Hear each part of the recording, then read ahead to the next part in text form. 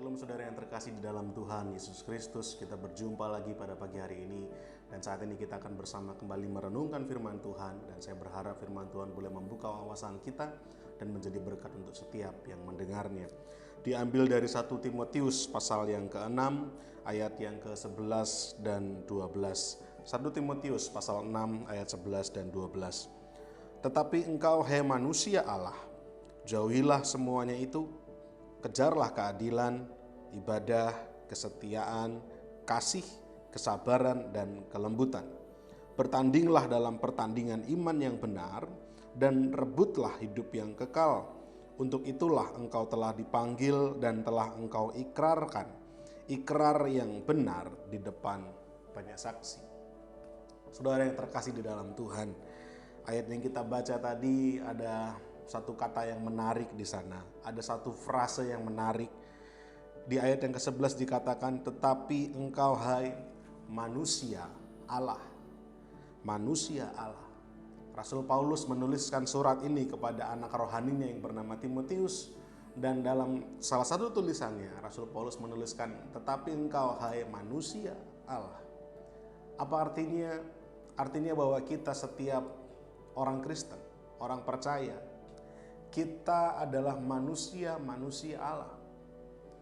Orang berkata bahwa kita ini adalah manusia duniawi, tinggal dalam dunia, dan kita masih merasakan segala perjuangan-perjuangan kita yang ada di dalam dunia.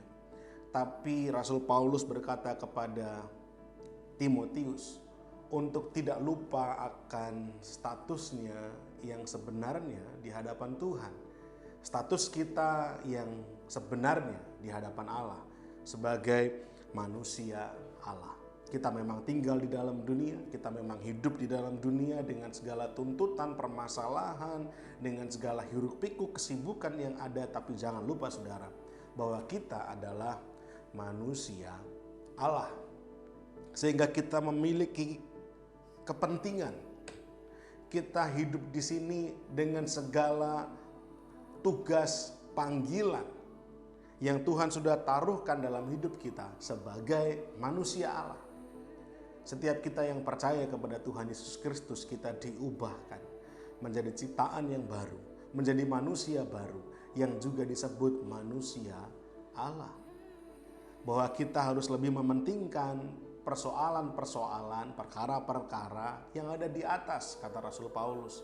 Perkara-perkara yang juga dipikirkan oleh Allah. Kalau saya boleh katakan dengan bahasa yang lain, kita harus memikirkan agendanya Allah. Apa agenda Allah? Allah lebih mementingkan keselamatan jiwa-jiwa, keselamatan hidup kita, dan juga keselamatan orang-orang yang ada di sekeliling kita. Oleh karena itu, sebagai manusia Allah, Rasul Paulus menitipkan pesan kepada Timotius. Dan apa pesannya? Dikatakan di sana, jauhi semua itu. Semua itu ada di perikop sebelumnya.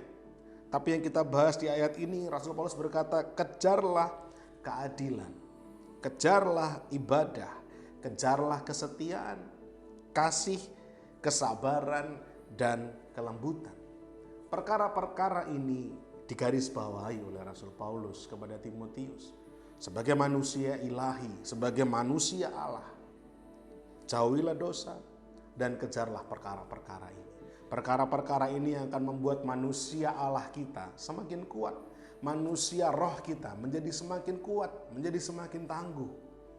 Ketika kita mengejar perkara-perkara yang disebutkan Rasul Paulus ini, maka kita akan menjadi manusia Allah yang semakin dewasa, manusia roh yang semakin dewasa. Dan dikatakan di sana, bertandinglah dalam pertandingan iman yang benar dan rebutlah hidup yang kekal. Kenapa kita harus menitik beratkan kehidupan kita kepada manusia rohani kita, kepada manusia Allah ini? Kenapa? Karena hidup kita di dunia sementara, saudara. Keberadaan kita, waktu hidup kita di dunia sangatlah sementara. Setelah kita selesai dalam dunia ini, kita akan sampai dalam rumah kita yang sebenarnya. Kita akan tiba dalam rumah kita yang sesungguhnya. Dan di sanalah kekekalan itu ada.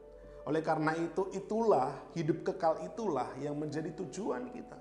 Itulah yang menjadi kerinduan setiap orang percaya. Oleh karena itu mari manusia rohani yang ada dalam kehidupan kita terus kita beri makan, terus kita pelihara dengan sebaik mungkin.